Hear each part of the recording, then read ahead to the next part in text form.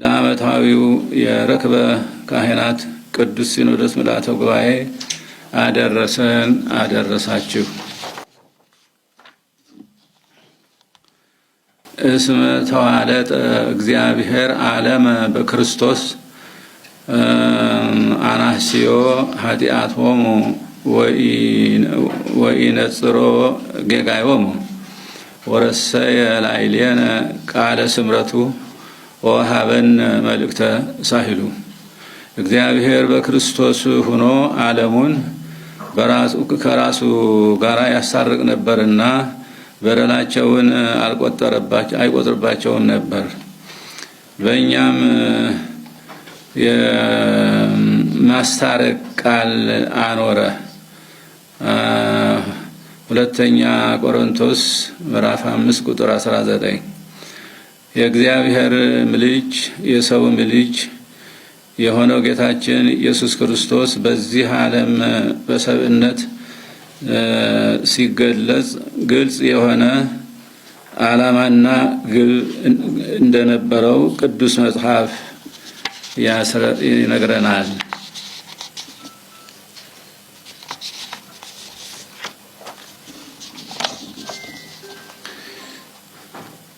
እሱም በሰማይና በምድር ያሉትን በሙሉ ማስታረቅ፣ ማገናኘትና አንድ ማድረግ ነበረ። ጌታችን ይህንን ሲያደርግ ሰማያውያንንና ምድራውያንን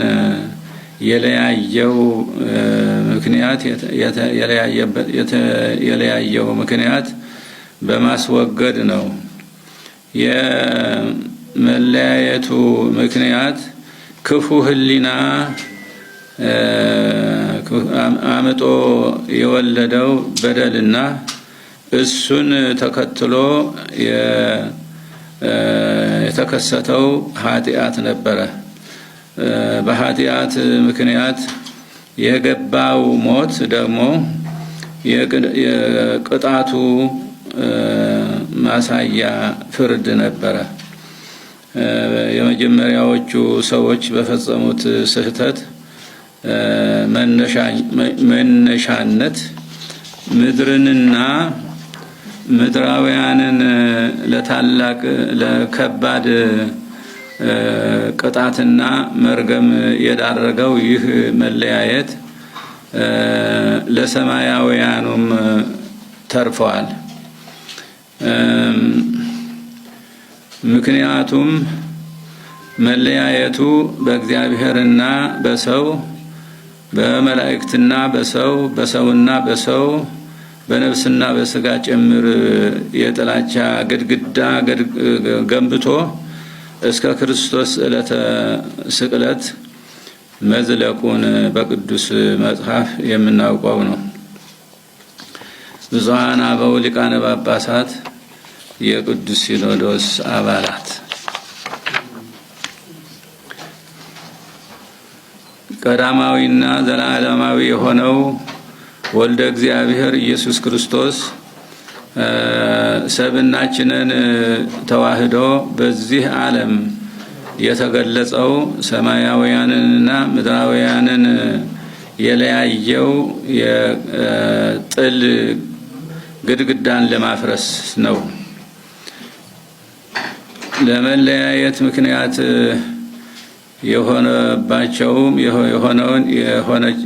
የሆነችውን ለመለያየት ምክንያት የሆነችውን ኃጢአት በሰውነቱ በመቅጣት የሕግን ትእዛዝ ከፈጸመ በኋላ የእርቁን ተግባር በወሳኝ መልኩ አከናውነዋል። በክርስቶስ ቤዛነት የሆነው ይህ እርቅ በእግዚአብሔር ዘንድ እጅግ የተወደደ ነበርና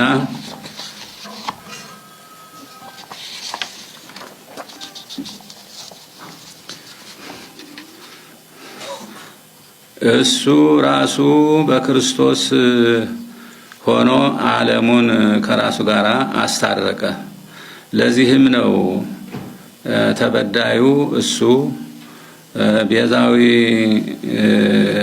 መንግስት ቤዛዊ መስዋዕቱ ሆኖ የቀረበው እሱ አስታራቂው እሱ ታራቂው እሱ ሆኖ የምናገኘው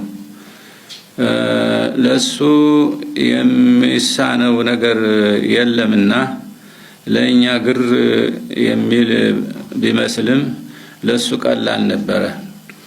በዚህ የእርቅ ተግባር ሰውና እግዚአብሔር፣ ሰውና መላእክት፣ ሰውና ሰው፣ ነፍስና ስጋ ታርቀው በይፋ ተገናኙ።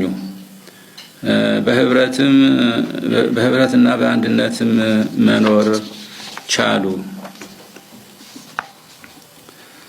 በቀኙ ለተሰቀለው ሽፍታ ዛሬውኑ ከኔ ጋራ በገነት ትኖራለህ የሚለው ቃለ ምህረትና አባት ሆይ ነፍሴን በእጅህ አደራ ሰጣለሁ የሚለው ቃለ አማህጽኖ የእርቁ የግንኙነቱና የአንድነቱ ማሳያ አስረጅ ናቸው። ስቅለተ ክርስቶስ ነፍሶቻችንን ወደ ግዞት ቤት ሳይሆን ወደ ገነት እንዲገቡ የሚቀበላቸውም ራሱ እግዚአብሔር እንዲሆን ያስቻለ ታላቅ መለኮታዊ ፍጻሜ ነው።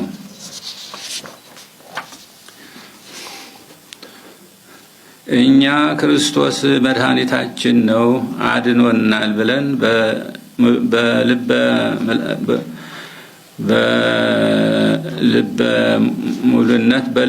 ሙሉነት የምንመሰክረው እሱም ሰላሜን ሰጠኋችሁ ብሎ የሚያረጋጋን በመስቀሉ ይህንን ውጤት ስላስገኘልን ነው። ብፁዓን ሊቃነ ጳጳሳት፣ የቅዱስ ሲኖዶስ አባላት፣ የደህንነታችንና የሰላማችን መሰረት የሆኑትን የክርስቶስ ሞትና ትንሣኤ ለዓለም ማህበረሰብ የማብሰርና የማስረጽ ተግባር የቅድስት ቤተ ክርስቲያን ቁጥር 1 ተልእኮ ነው።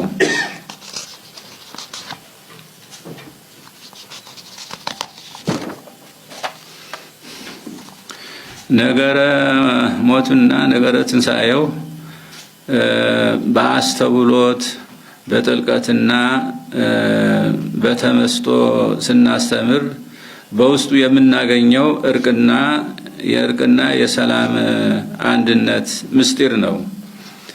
እንደ እውነቱ ከሆነ እኛ የክርስቶስ አገልጋዮች፣ የክርስቶስ መልእክተኞች እንደ ቃሉ ራሳችንን ክደን በሚጠበቀው መጠን ተልእኮአችንን መወጣት ብንችል ኖሮ አሁን በዓለማችን የተፈጠረው መለያየትና ግጭት አይኖርም ነበር። ችግሩን ሙሉ በሙሉ ማስቀረት ባንችልም እንኳ በእጅጉ መቀነስና አቅሙን ማዳከም እንችል ነበር። ነገር ግን ተልእኮአችን በአግባቡ አለመወጣት አንድ ነገር ሆኖ የዓለሙ መሳሪያ ሆነን መገኘታችን በእንቅርት ላይ ዳሽ ሆኖ ይስተዋላል። ይሁንና አሁንም ህዝቡን ወደ አንድነት፣ ወደ ፍቅር፣ ወደ ሰላም፣ ወደ ዘላቂ የጋራ ጥቅምና ወደ ፈሪሃ እግዚአብሔር ማምጣት የጉባኤያችን አብይ ተግባር ሊሆን ይገባል። ስለዚህ እነዚህ ካሉ የምናጣውም ሆነ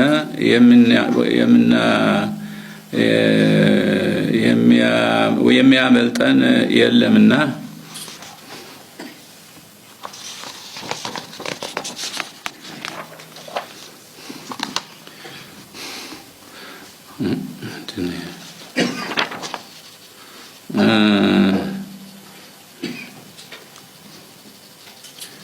እነዚህ ካሉ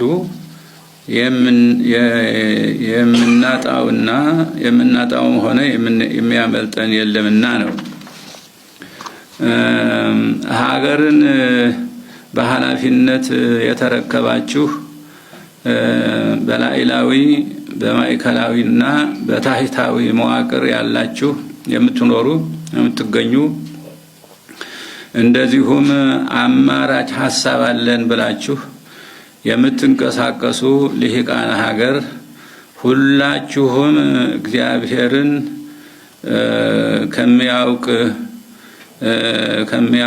ከሚያመልክና ከሚፈራ ሕዝብ የተገኛችሁ ናችሁና በልባችሁ እግዚአብሔርን ፍሩ፣ ድምፁንም ስሙ።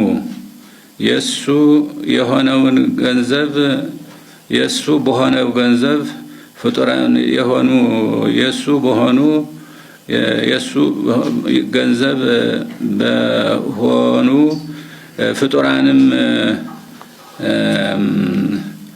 አትጨክኑ። ሰውን መያዝ የሚቻለው ህሊናን በመርታት እንጂ በሌላ አይደለምና ነው።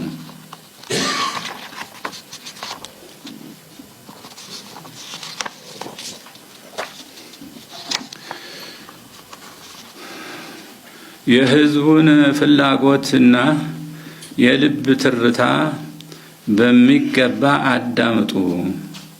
ህዝቡ የሚፈልገው በአንድነትና በእኩልነት መኖር፣ በሰላም ወጥቶ መግባት፣ ፍትህና ርትዕን ማስፈን፣ ለኑሮው የሚበቃው ምጣኔ ሀብትን ማግኘት፣ የእምነት ነጻነትና እኩልነት መረጋገጥ እና የመሳሰሉት ናቸው።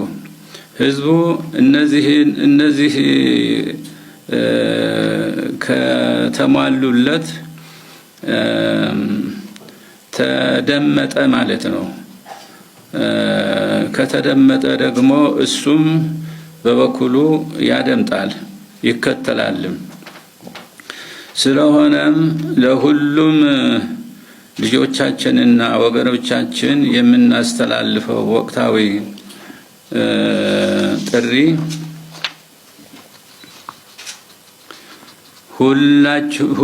ሁሉንም ችግሮቻችን በሰላምና በሰላም ብቻ ለመፍታት ተባበሩ የሚል ነው። ከዚህ ውጪ የሚደረገው አማራጭ ሁሉ ለዘላቂ ሰላማችን አይበጅም እንላለን። በመጨረሻም በቀኖና ቤተ ክርስቲያን መሰረት ከበዓለ ትንሣኤ በኋላ በ25ኛው ቀን የሚካሄደው ዓመታዊው የረክበ ካህናት ቅዱስ ሲኖዶስ ምልዓተ ጉባኤ በዛሬው ዕለት የተጀመረ መሆኑን ለሕዝበ ክርስቲያኑ እና ለመላው ኢትዮጵያውያን እናበስራለን። እግዚአብሔር ጉባኤያችንን ይባርክ። እግዚአብሔር ኢትዮጵያንና ሕዝቦቿን ይባርክ። ወስብሐት ለእግዚአብሔር አሜን።